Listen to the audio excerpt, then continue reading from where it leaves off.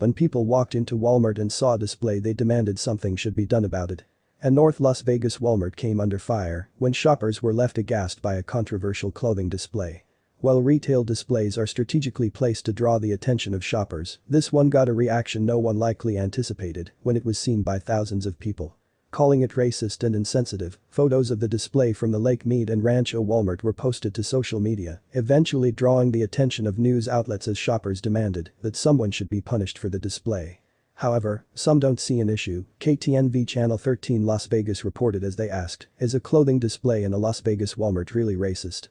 Hanging from the ceiling by neon green chains, children's clothing items were displayed in what some say looks representative of a hanging.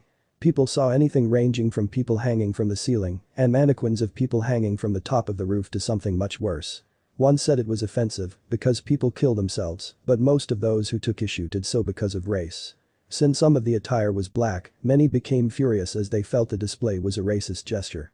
4 black items hanging from the ceiling, as if they were 4 black people, one man said, explaining what he thought the display represented, while another said it was reminiscent of the Ku Klux Klan with black people hanging from the ceiling.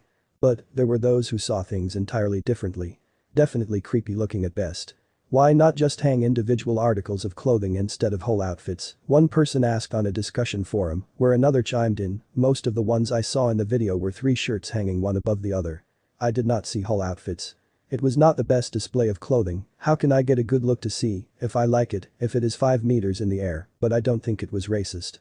Then, there were those who didn't even take notice or see anything off. In fact, when a local news anchor showed footage from the Walmart store to some shoppers, they didn't even notice the display in the background. Instead, they were looking at prices or shoppers in the clip, confused as to what they might be missing from the infuriating footage. The display was not mannequins or even human-shaped figures.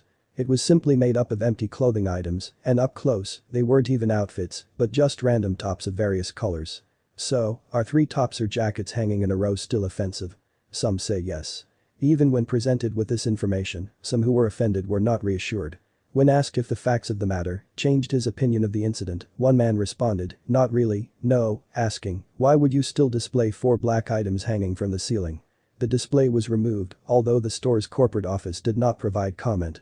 Still, the situation begs one very important question relevant to more than just this display. What makes something offensive? The news anchor asked. The number of people it upsets are the reason it's upsetting. But there's more we need to ask ourselves. Does intention play a part when determining what's offensive? That's the tricky thing about deciding what's insensitive and what's not. It's all subjective. And, as we saw here, not everyone will feel the same way. If something upsets even one person, is it suddenly a punishable problem? I'd say that's a very dangerous precedent to set because those who are easily offended might just find themselves unintentionally offending one day.